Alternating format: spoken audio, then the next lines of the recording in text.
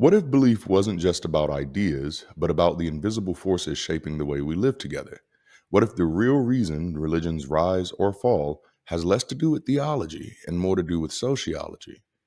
The sociological effect is the imprint society leaves on our beliefs, behaviors, and institutions.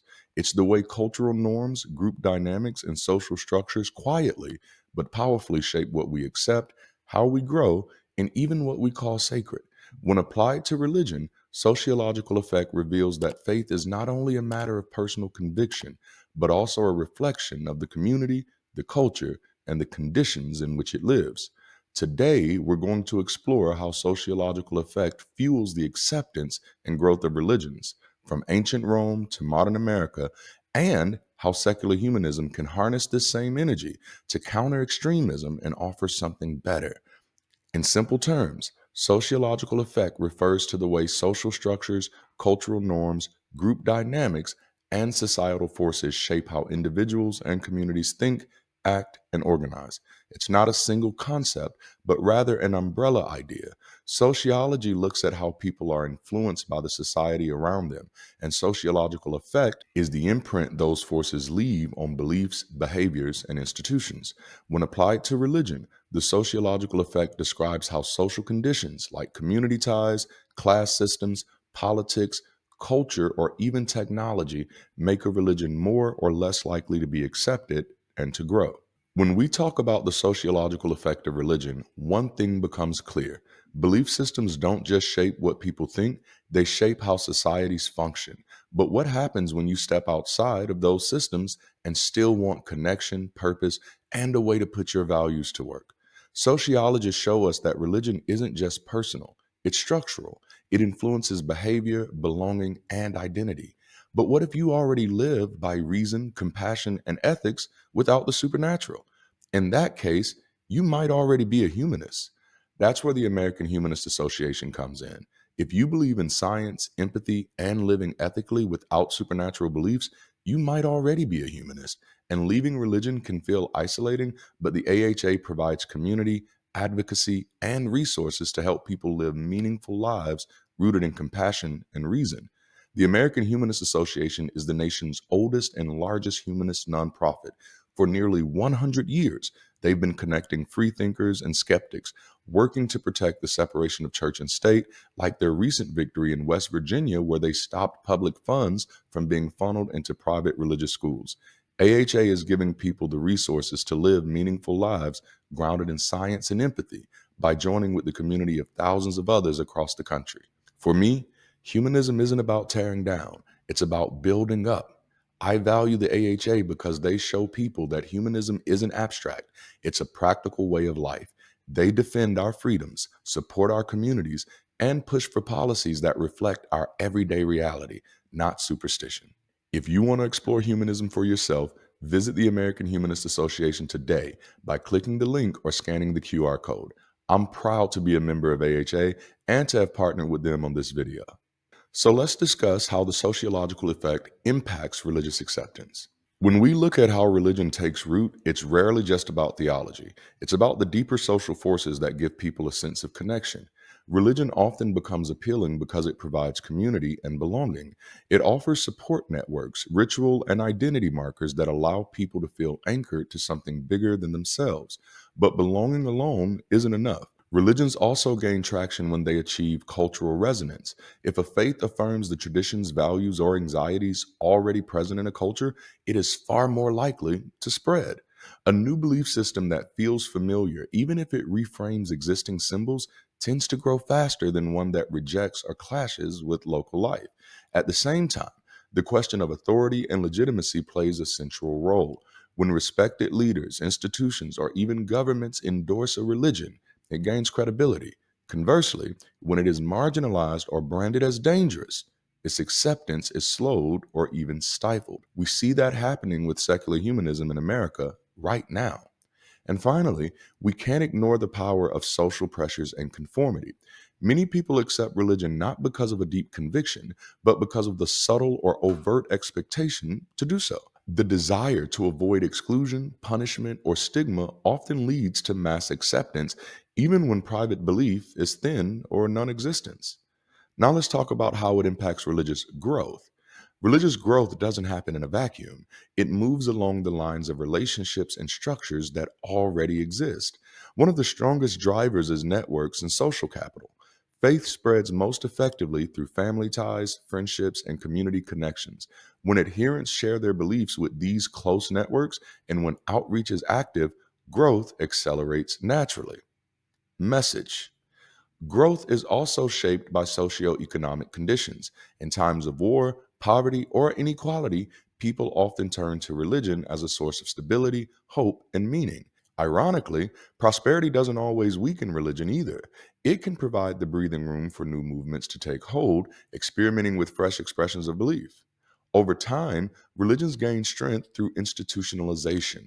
When structures like clergy, sacred texts, schools, and places of worship are established, the faith becomes more durable and scalable by having physical places that people can tap into. Strong institutions carry beliefs across generations, embedding them into the rhythm of daily life. Finally, there's the role of competition and pluralism. In societies where multiple faiths coexist, religions grow by adapting, by modernizing their practices, highlighting unique benefits, or reaching out to underserved groups. But in places where one religion dominates, growth may be enforced through state power. Now, that kind of coercion can produce numbers on paper, but it often leads to decline when people begin to push back, again, like we're seeing in America. In short, the sociological effect is the bridge between belief and society. A religion's success is rarely about its theology alone. It's about how well it interacts with human needs, community structures, and cultural dynamics. Acceptance depends on belonging, cultural fit, and implied legitimacy. Growth depends on networks, conditions, institutions, and adaptability. So let's look at Christianity under Rome. Christianity was not simply a movement of the poor and marginalized, as older narratives suggest. Modern scholarship shows its early strength came from urban networks and household structures. Many early converts were artisans, merchants, and women of social standing who could host house churches and act as patrons. Christianity thrived in cities like Antioch and Corinth, where dense, diverse populations created fertile ground for new ideas. It also resonated culturally by adapting familiar Greco Roman practices, shared meals, moral codes, and communal care, while offering a distinctive identity. Growth came through family and household conversions, patronage, and relational webs, not mass movements of the disenfranchised. Crises like plagues gave Christians an opportunity to demonstrate social care, boosting their reputation. Now, over time, institutionalization through bishops, councils, and creeds provided the structure to scale beyond households and integrate into the empire. Let's take a look at Islam in tribal Arabia. Islam's rise cannot be explained solely as a unifying religion for the poor or the disenfranchised either. Instead, it gained acceptance by offering a new identity, the Ummah, that transcended tribal divisions without erasing them. Its oral styles resonated with Arabian poetic traditions, giving it cultural legitimacy. Muhammad's growing role as both religious and political leader created an integrated form of authority that was persuasive in a society where leadership and religion were deeply intertwined. The spread of Islam relied heavily on tribal networks and leadership conversions. When a tribal leader embraced Islam, entire clans often followed. Economic tensions in Mecca, where elites controlled trade, made Islam's emphasis on fairness and almsgiving appealing to those excluded from prosperity, but it also attracted merchants and leaders seeking unity and stability. The early caliphates established durable institutions, laws, administrations, mosques that embedded Islam in daily life and secured its expansion. Let's now take a look at modern megachurches in the US. Megachurches are not simply a religion of the suburban masses, though that is part of the story. They thrive because they provide comprehensive community infrastructure, programs for children, teens, and adults that make them feel like one stop social hubs. They also resonate with American cultural values like consumer choice, self improvement, and entertainment. Charismatic pastors function as both spiritual leaders and cultural influencers, building loyalty through personality driven authority. Megachurch growth is powered by media amplification. Radio, television, live streaming, and now social platforms extend their reach far beyond their physical campuses. Their appeal is especially strong in times of individualism and cultural instability, when people seek certainty in aspirational narratives like prosperity teaching. Unlike many traditional congregations, megachurches have corporate style structures, branding, franchising, satellite campuses that allow for rapid institutional scaling. Christianity under Rome grew through urban networks, cultural adaptability, and eventual institutional strength. Islam in Arabia spread by reframing tribal identity into broader community, leveraging leadership conversions and embedding itself in governance. Megachurches in the US expand by aligning with cultural values of choice, media, and lifestyle while building scalable corporate style institutions. The pattern across all three is that religion spreads most effectively when it resonates with cultural norms, moves through trusted social networks, and builds durable structures. Now let's talk about why extremism grows, which is ultimately the sociological effect at play.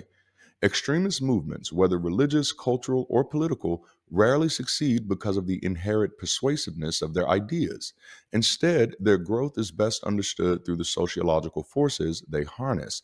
At the core is belonging and identity. Extremist groups create a sharp boundary between insiders and outsiders, offering members a strong sense of we.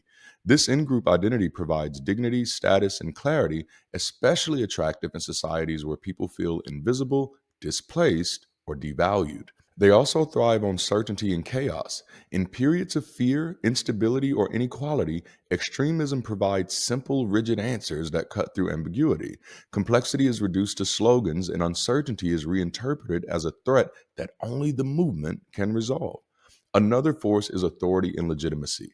Extremist leaders often claim exclusive insight, whether divine sanction, ideological purity, or secret knowledge, and position themselves as beyond question. This centralization of authority makes movements both cohesive and resistant to outside critique. And finally, extremism builds power through community and action. Rituals, demonstrations, and collective struggles generate solidarity and emotional reinforcement. Even when destructive, these shared practices give participants a sense of purpose, agency, and belonging. Together, these sociological effects explain why extremism can grow so rapidly. It is not the intellectual content of the ideology that wins people over, but the social experience it constructs around identity, certainty, authority, and action. Now, how can secular humanism counter and leverage these effects? If extremism thrives by amplifying belonging, certainty, authority, and ritual in destructive ways, then secular humanism can counter it by cultivating the same sociological forces in healthier, inclusive forms, i.e., belonging without exclusion. Where extremism defines itself by drawing sharp boundaries between us and them, humanism can create belonging rooted in shared humanity. This means designing communities, whether physical gatherings, digital forums, or hybrid networks, that allow people to experience identity, care, and solidarity without dogma or partisanship. Humanist rituals, celebrations, and weekly gatherings can provide the same social cohesion as religious movements, but on inclusive terms, from certainty to curiosity. Extremist groups grow by offering rigid certainty in chaotic times. Humanism, by contrast, can frame uncertainty as possibility.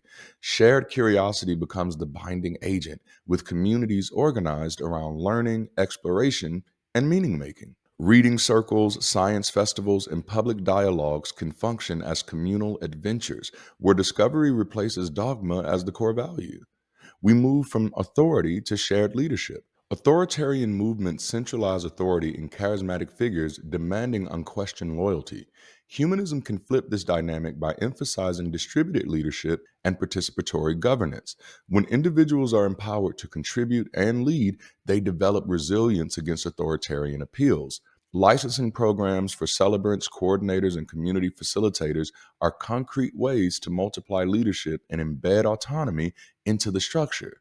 That helps us shift from destructive ritual to constructive action. Extremists use rituals, marches, protests, collective chants to reinforce solidarity.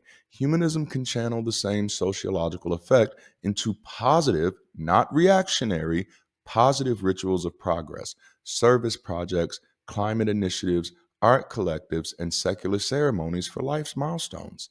Annual observances like our Keep Rising season can anchor humanist identity in meaningful collective action rather than conflict, and that allows us to shift from chosenness to shared human story. Extremist movements are compelling because they tell a story of chosenness. You're special, chosen, and set apart to fight evil. Humanism must provide a better story, one that affirms dignity and purpose without exclusion. The humanist narrative is that every person is a part of humanity's ongoing rise, significant not because of supernatural election, but because of their contribution to building a freer, more compassionate world. Campaigns that amplify personal testimonies, documentaries, and storytelling projects can embed this identity into public consciousness. The sociological effect reminds us that people rarely shift their deepest commitments because of arguments alone. Intellectual debate has its place, but transformation happens through relationships, community, ritual, and shared meaning. These are the very forces that make ideologies, whether religious, cultural, or political, sticky and resilient. Extremism will continue to grow if secular humanism engages it only on the battlefield of ideas. To be persuasive, humanism must be lived and embodied. When it offers real belonging, meaningful rituals, distributed leadership, and compelling stories, it activates the same sociological energy that makes extremism powerful. The difference is in the direction. Instead of channeling human need toward division and violence, it redirects that energy toward growth, empathy, and collective progress. In short, secular humanism will not win by out arguing extremism. It will win by out belonging it, out caring it, and out storytelling it. By harnessing the sociological effect with intention, humanism can evolve from an abstract philosophy into a lived movement, one that people don't just agree with, but want to inhabit. And if you pay attention to my channel and community's growth, I've been testing this concept out in real time.